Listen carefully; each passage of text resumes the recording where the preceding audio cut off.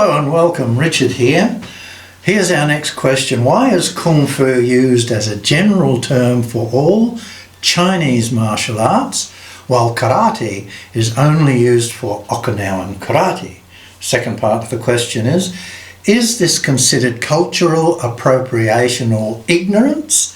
And what are the reasons behind it? Well, double-barreled question, which can be answered fairly easily. So, here we go.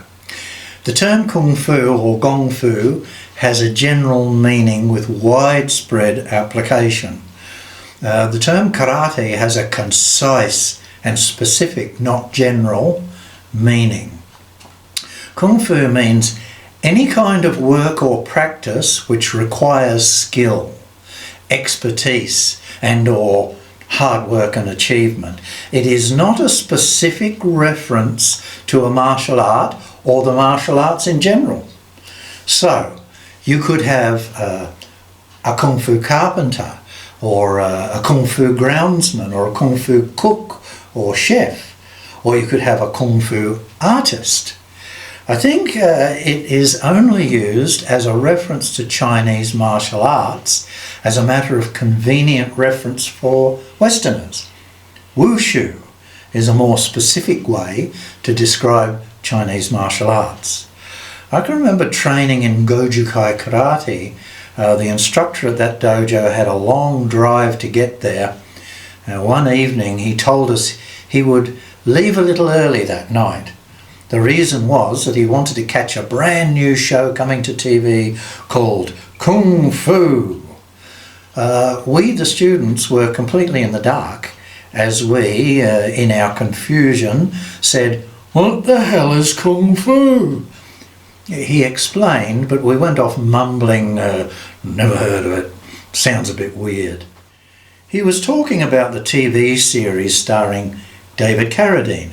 This show introduced us to the words Kung Fu, but the show was all about monks in the Shaolin Temple teaching martial arts and the story of the boy they taught. It was therefore quite natural for people to get the impression that there was only one meaning. When I ventured into Kung Fu myself, I discovered that the Chinese language, which has many dialects, has philosophical elements and meanings woven into it. Because this is the case, the spoken word and the symbolistic written characters, the writing, usually have more than one meaning. When it comes to karate, it's much more simple to understand. Originally known as Okinawa tea, when Chujin Miyagi mixed Okinawan martial concepts with knowledge he brought back from his travels in China. It found its way into Japan, so karate as a Japanese word, which means empty hand, shuto, empty hand, was considered a weaponless art at the time. So, the meaning of karate is clear and simple. It's taken to mean an empty-handed method of self-defense.